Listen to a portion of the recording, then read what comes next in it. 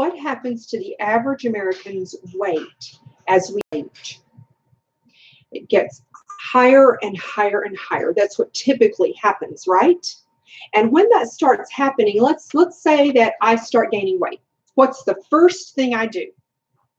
I try to eat less and exercise more. And if that doesn't help, what do I do next? I try a different kind of exercise. I try a different kind of diet. I try the Mediterranean diet, and the DASH, and the Atkins, and the Whole30, and the Weight Watchers. And I go through all of those diets, and I count calories, and I count carbs. And what if I still haven't controlled those pounds?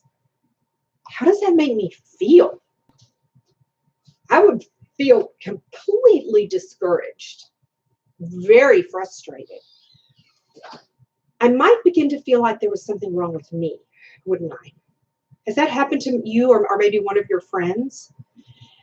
I might start to think, you know, I'm just not doing it. I'm not doing it right. I'm not working at it hard enough. I'm not good enough. Maybe I just have to be like this forever. I start to lose hope, don't I? And yet logically, I would think surely there's something that I can do about those pounds that keep creeping up and up and up. But all I know to do is change my diet and change my exercise. What if there was another piece of the puzzle? What if there was something else that was missing? I think that's what most people think. We try all these diets and that doesn't affect the pounds. And we think, I'm missing something, but we just don't know what it is. Well, today you're going to learn that.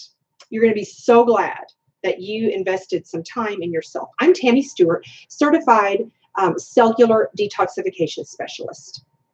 So what if it's not all those diets? What if that's not the problem? What if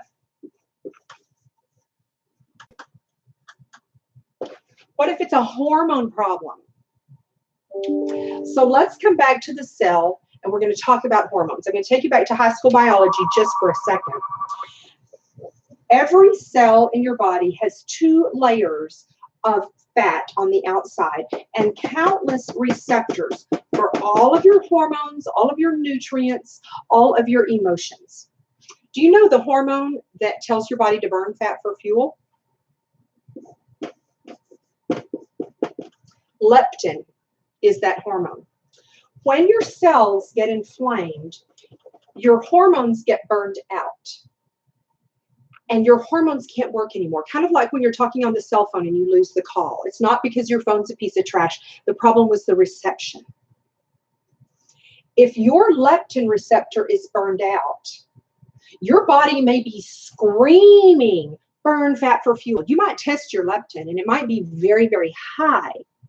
But when the receptor is burned out, the body can't get the message.